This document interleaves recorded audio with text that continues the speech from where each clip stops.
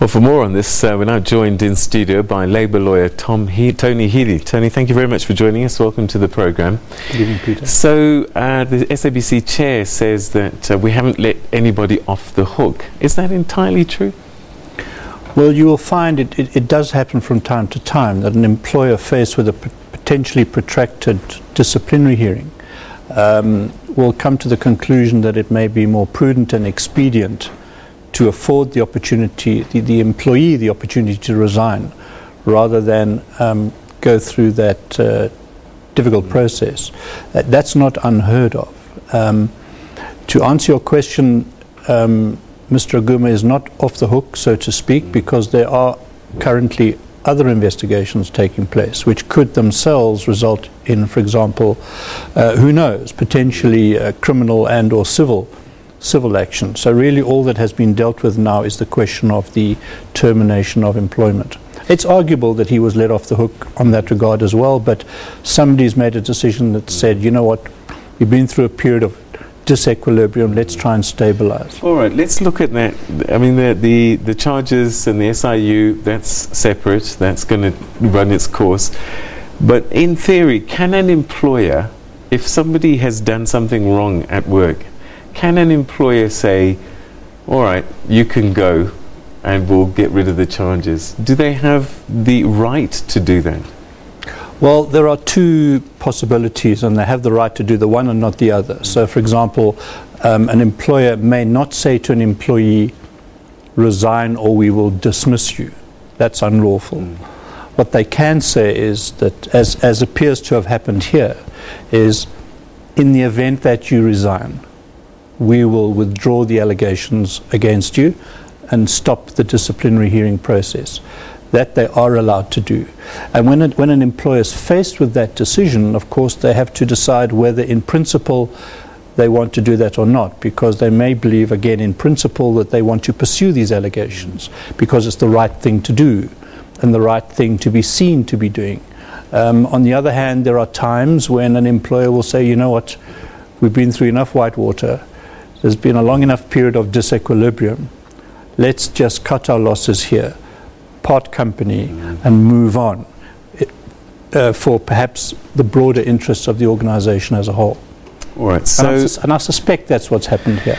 Eskom going through a similar scenario, and what does it say about, I don't know, the state of the public sector in terms of dealing with high-level employees when they want to get rid of them? There seems to be a much easier route of either paying them out or finding some solution to get rid of them. Does that happen in the private sector a lot?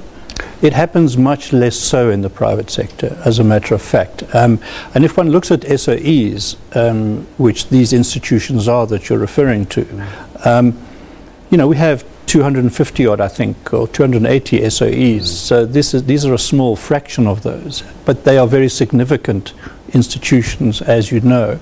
So it is distressing that we're going through a patch now, particularly where we're seeing separations of one species or another of very senior employees, where there is this infighting and money is changing hands in many cases to separate or to terminate employment. And there's no doubt that that is far less prevalent in the private sector than is the case in the public sector. So if an individual gets a payout or is a golden handshake, whatever it is, later on charges are brought by other authorities that said there was wrongdoing when you were there, what does that do for the golden handshake itself? Because in essence it was undeserved. Well, yes, of course, and that is one of the factors that would need to be weighed up when one makes that kind of decision. Remembering in the case of the SABC, Mr. Aguma, there was no such golden handshake. It does appear to have been a pretty straightforward resignation to avoid the disciplinary process and what that may have entailed for him. Mr. Magwaza is a different story, of course, because we're hearing that seems to have been an agreement to terminate, which does sound like the classic golden handshake. So yes, it leaves a bitter taste in the mouth if on the one hand you pay out a golden handshake and a month or 2 or 6 later, you prosecute criminally and or civilly. But typically what an employer will do, they'll say, you know what, we need stability in the organization. They're willing to pay for it. But it is unfortunate that we're seeing almost a growing trend in golden handshakes in SOEs, for example, to terminate relationships at a high level. So let's talk a little bit about Mr. Magwaza at SASA. In theory, a mutually agreed termination. And I'm sure there's going to be a secrecy agreement in place. And can employer-employee hide behind secrecy agreements if something untoward happened in between? For the purposes of a subsequent investigation that may be regarding criminal conduct, as an example, the answer is no. So they would have to testify under oath. They would have to reveal that which is important in terms of that investigation.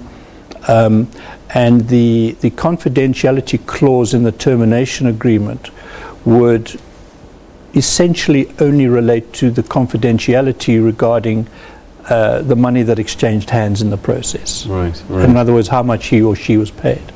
But there can be no enforceable confidentiality clause regarding what they may or may not say about whatever happened or transpired during the course of their employment in any subsequent investigation.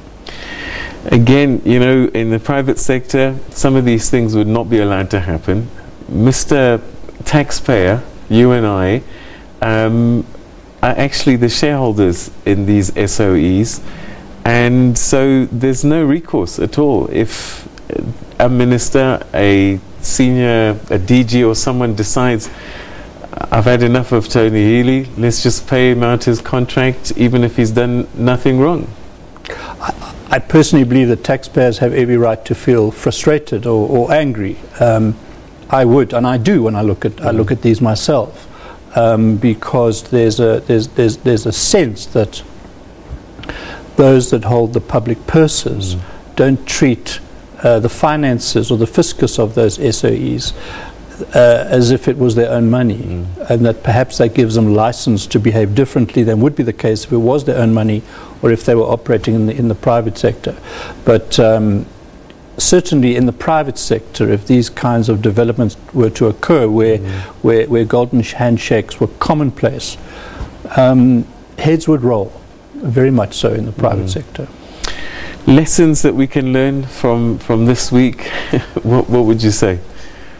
Well, I think there's a number for me, and I would include Eskom in this, in the sense that, you know, we're seeing, for example, bonus payments being paid to employees who were, it can be argued, incompetent, and have left the SOE in a parlous state. I'm not so sure the government, for example, as the shareholder, is close enough to how, for example, performance contracts are reached and what the components of those performance contracts are. Because I've seen, for example, Mr. Malefe's employment contract, and I've seen what the performance structure looks like. And he may well qualify for the bonus, but the performance targets set were poor and not overly difficult to achieve. So I think my sense is that when it comes to all of these SOEs, the agreement and negotiation of performance targets and the like needs to be done much more professionally and needs to be managed much more closely. All right, Tony, we're going to have to leave it there, but I'm sure that we're going to have conversations again in the near future if this kind of trend continues. Thank you so much indeed for your insights this evening. You're welcome. Okay. Right. Now